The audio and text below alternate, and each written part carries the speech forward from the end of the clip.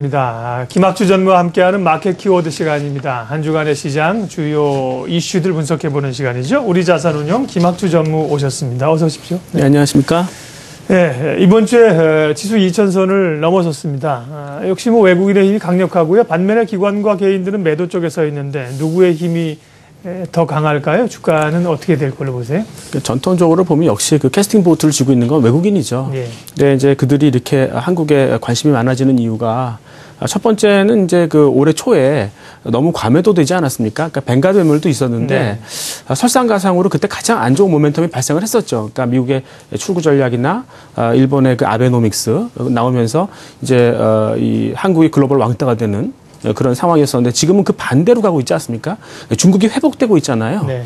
그리고 이제 거기에 대해서 한국에 이제 공매도를 쳤던 사람들이 그걸 반대로 풀어야 되는 그런 입장이고요.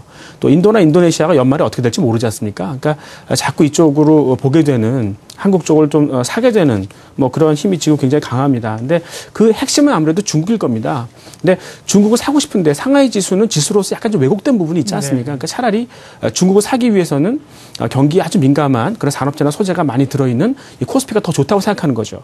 특히 이제 이머징 마켓 중에서 이 코스피만큼 유동성이 있는 게 있습니까? 그러니까 굉장히 사기 편하니까 중국의 대용으로 코스피를 산다. 뭐 이런 게 있겠습니다. 그래서 네.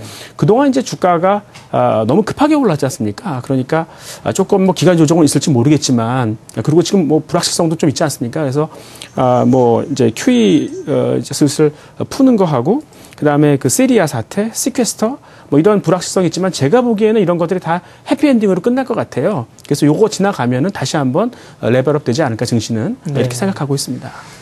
이 신흥국들 가운데 우리 증시가 차별화되어 있다는 요소와 함께 중국 모멘텀이 외국인 매수세를 자극하고 있다. 이런 얘기까지 해주셨습니다. 그러게요. 중국이 이제 당초의 우려들을 좀 불식하고 다시 성장 쪽에 모멘텀을 드라이브를 좀 거는 듯한 느낌들을 보고요.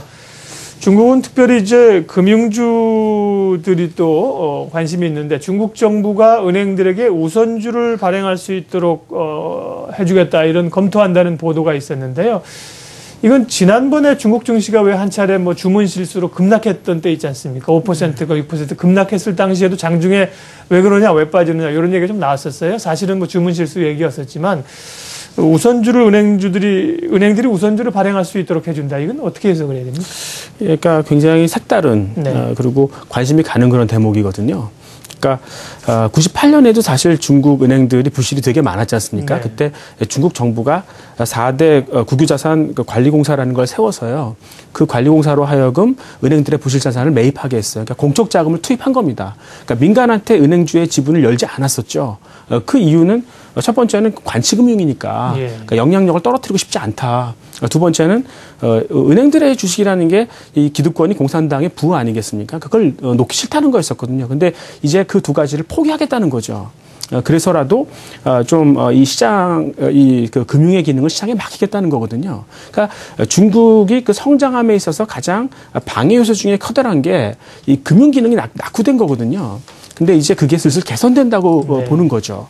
그래서 얘기를 들어보니까 아까 말씀드린 4대 국유자산관리공사 중에서 두 곳을 내년에는 홍콩에 상장시키겠다고 그러더라고요. 예. 그러면서까지 이제 자금을 유입하겠다고 그러니까 그 의지가 상당히 강하다. 이렇게 볼 수가 있겠습니다. 어저께 저한테 이제 홍콩에 있는 매니저가 놀러 왔었어요. 그러면서 두 가지 중국에 대해서 긍정적인 걸 얘기하더라고요. 그 첫 번째가 뭐냐면 그동안 이제 그 시진핑이 정적을 제거하느라고 경제에 신경을 못 썼다고 그랬지 않습니까? 예. 근데 이제 보시라이를 처단하는 그 과정이 굉장히 투명하대요. 그래서 중국 인민들이 그거에 대해서 신뢰를 보내고 있다고 그럽니다. 네. 그래서 지금은 정권이 많이 안정됐다. 이제는 경제 회복에 신경 쓸 수 있다. 이렇게 얘기하고 있고요. 네. 두 번째는 은행의 부실이 많다고 얘기하지만 지금까지 드러난 것에 비해서 충당금을 한 4배가량 쌓았대요. 그러니까 잠재 부실까지도 충당금을 쌓았으니까 이 은행들의 부실이 터진다 하더라도 그게 이 금융의 기능을 마비시킬 만한 그런 건 아니다. 이미 많이 잠재 부실돼서 준비가 되어 있다. 그러니까 중국은 좀 좋게 봐도 되지 않느냐 이렇게 얘기를 했었습니다. 예. 전무님, 그 자동차에 관련된 질문을 제가 항상 드리는데 오늘도 좀 자동차에 관련돼서 질문을 좀 드려야 될 것 같습니다. 미국 시장이 현재는 어떻게 보면 자동차 판매가 가장 활발하게 일어나는 시장인데 최근에 한국 자동차들 뭐 주가는 올라가고 있는데 실제적으로 판매율, 점유율 같은 경우에는 좀 하락하는, 좀 둔화되는 흐름이 보이는 것 같아요. 네. 생산 능력에 대한 부분이 약간 좀 모자라서 그런 부분인가요? 어떻게 좀 봐야 될까요? 그러니까 뭐 그동안 이 현대차를 비롯해서 우리나라 자동차 주가가 좋았잖아요. 네. 그러니까 또 애널리스트들이 되게 흥분하는 것 같아요. 그러니까 뭐 이쁘게만 보려고 그러는 거죠. 그래서 마치 생산 능력이 부족해서 점유율이 떨어지는 것처럼. 근데 제가 보기에는 그건 굉장히 지엽적인 요인 같아요. 그러니까 첫 번째 이유를 말씀을 드리면 지난 몇 년 동안 고유가 있지 않습니까? 그래서 이 중소형 차들이 많아졌어요. 그러니까 예. 그렇습니다. 그러니까 사실 그 이 중소형 차 같으면은 한국 업체나 일본 업체 정도밖에 없었거든요. 근데 이제는 다른 브랜드들도 거기에서 이제 대응을 하기 시작해서 네. 경쟁이 좀 심화됐다 이렇게 말씀드릴 수 있겠습니다. 또 하나의 요인은 미국에서 지금 잘 팔리고 있는 게 결국 이제 픽업 트럭이라든가 초대형 SUV이지 않습니까? 근데 우리나라 자동차 업체들은 그게 없잖아요. 예, 그래서 조금 소외되어 있고요. 특히 일본 업체들이 잘하는 것 같아요. 그러니까 일본 업체들이 사실 이 시장을 되게 탐내했었어요. 그러니까 이 초대형 SUV나 이런 데가 영업이익률이 20% 넘거든요. 그러니까 굉장히 좋습니다. 그러니까 요거를 좀 먹어보려고 차를 개발해서 2000년대 중반에 내놨죠. 근데 고유가가 딱 되는 바람에 그때 굉장히 곤욕을 치르지 않았습니까? 근데 이제 그 효과를 보기 시작하는 거예요. 근데 재밌는 거는 미국 업체들은 그동안 고유가니까 이거 안 팔리는구나. 그래서 이 픽업 트럭이나 SUV 라인을 태국이나 동남아 쪽으로 좀 뺐었어요. 근데 이제 수요가 생기니까 다시 데리고 오려고 그러는 거죠. 근데 수입 못 합니다. 그러니까 이게 상용차로 분류되기 때문에 추근 텍스라는 게 있어요. 25%거든요. 그걸 물고 들어와야 돼요. 네. 그러니까 미국 업체들이 자기께 넘어간 거죠, 그냥. 그래서 지금 정부한테 막 로비하고 있어요. 그러니까 그 추근 텍스를 좀 낮춰달라. 그리고 좀 없애달라. 막 이러는 거죠. 그래서 만약에 2016년이나 2017년경이 되면은 이 추근 텍스가 없어질 수도 있어요. 그러면 현대차도 여기서 만들어서 내보낼 수도 있겠죠.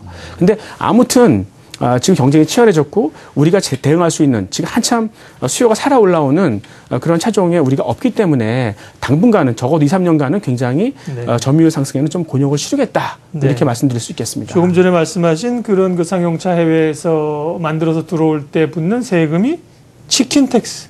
예, 그렇습니다. 네. 이름이 다 특이하네요. 예, 그렇습니다. 예. 일본 업체들이 이제 고유가 때문에 곤욕을 치르다가 이제야 좀 수확을 한다 이렇게 말씀해 주셨는데 뭐 여러 가지로 그러면 일본 자동차 업체들이 돋보이는 것 같습니다.